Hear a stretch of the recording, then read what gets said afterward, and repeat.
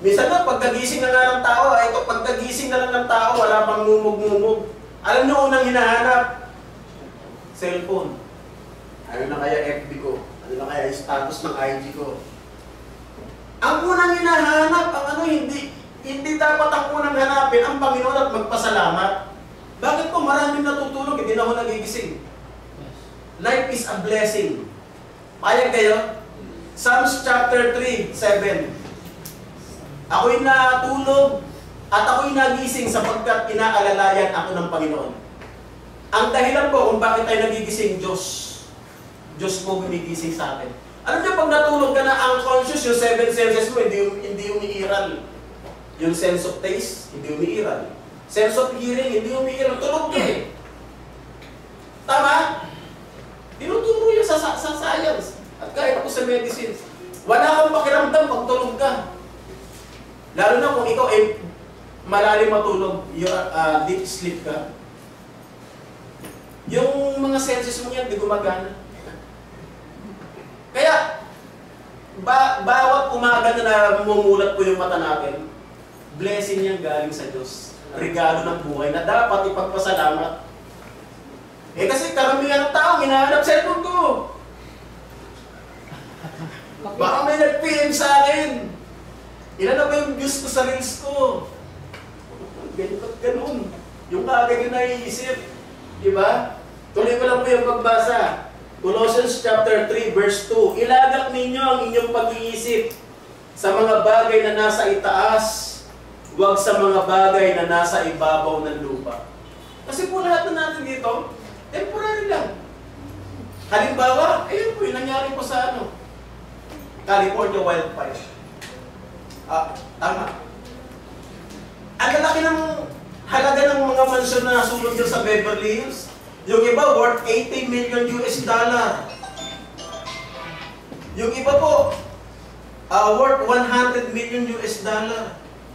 Ang lalaki. Kung i-convert mo sa piso yun, mas malalong malaki yun. Billion na ang halaga. Ano nangyari? Sa isang iglap, nawala. Nasunog. Kaya sabi po ni Apostol Pablo, ilagak natin ang ating mga pag-iisip sa mga bagay na nasa itaas. Bakit? Ikalawang Korinto, chapter 4:18. No? Sapagkat ang lahat ng mga bagay na nakikita may katapusan. Datapot ang mga bagay na hindi nakikita, walang hanggan. Side trip lang po ako doon sa talatang yun. Yan po, pang-eternal. Tumatagal hanggang sa buhay na walang hanggan. Mga kapatid. Tuloy po natin ang pag-aaral. Kaya po, eto po eh. Alam nyo sa ugali po ng mga tao sa sanlibutan, pag may nangyayaring ganyan, ang bilis kagad humapon. Kasi alam niyo po, before po ng January 7, ang nauna muna Oscar Award. Sino yung nakaano ng trending? Ito po yung nangyari sa trending, papakita ko lang nga yung pic. Sabi nila, the creator of this universe. Ano? Kabisado ni sister. Kasi ang may photo daw, papakita ko lang cast and cruise ng bawat pelikula. 11 boats. Tapos yung moms, meron 3 boats. Tapos yung creator of this universe, yung God, 0 boats. Tapos lahat po sila nagtawanan. They mocked. Ininsulto nila ang Diyos. Di ba kaya sa insulto yun? Creator of this universe, ba't kailangan ba ng Diyos ng boto? Hindi naman kasabi. Ang Diyos sa Oscar para sa mga artista yan eh. Huwag natin kalilimutan, siya ang may likha maging ng artista. Lahat ng bagay. Siya ang may, hindi yan mag-i-exist without His approval. Tama ba? Pero nakakainsulto yun. Kaya ang mga tao, minsan mga kapatid, they're quick to jump into conclusion. Siguro kaya nangyari sa kanila yan kasi mga wala silang Diyos. Kasi inamin naman yan ng mga nasa ng mga artista. No wonder, that this city is a godless city.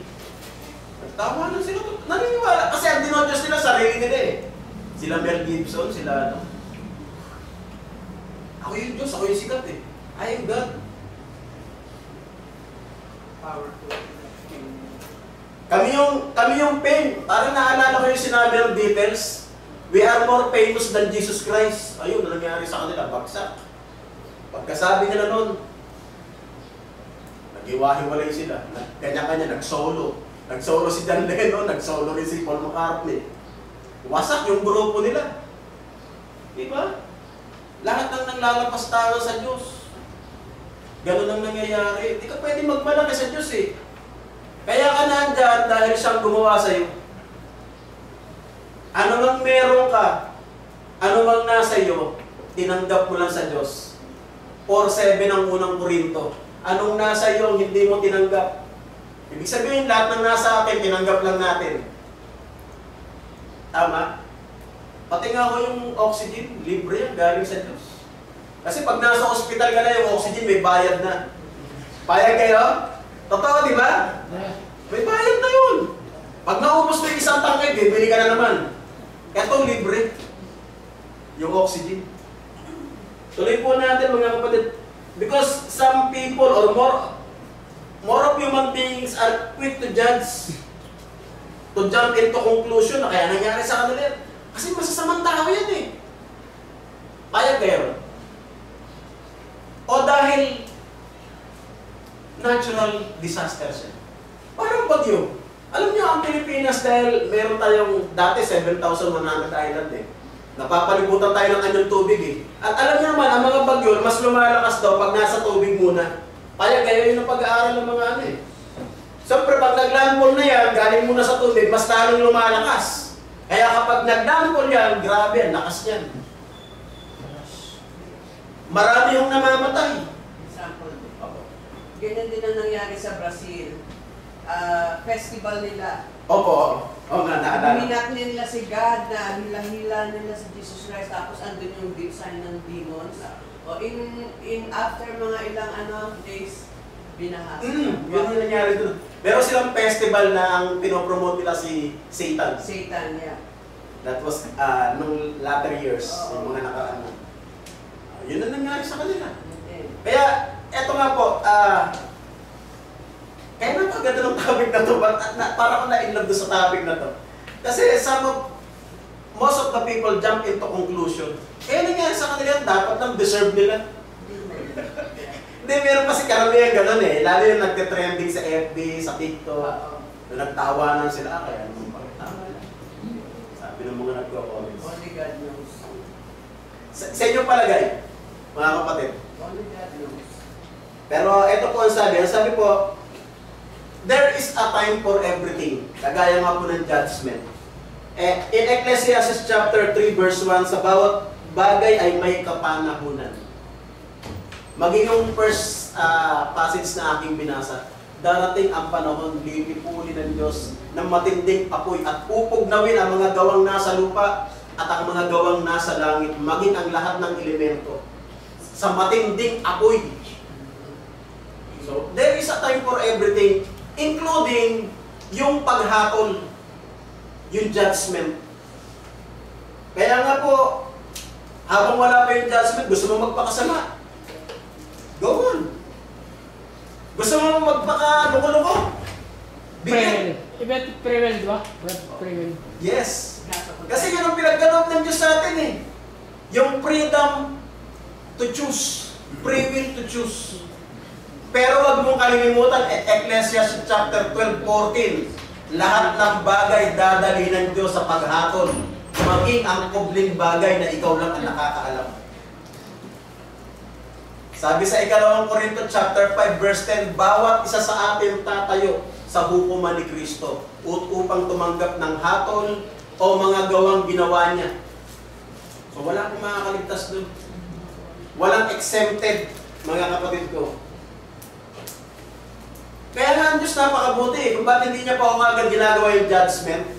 Kasi ito po yung gusto niya eh, 1 Timothy chapter 2 verse 4, na siyang may ibig na ang lahat ng mga tao yung mga ligtas at makaalam ng katotohanan.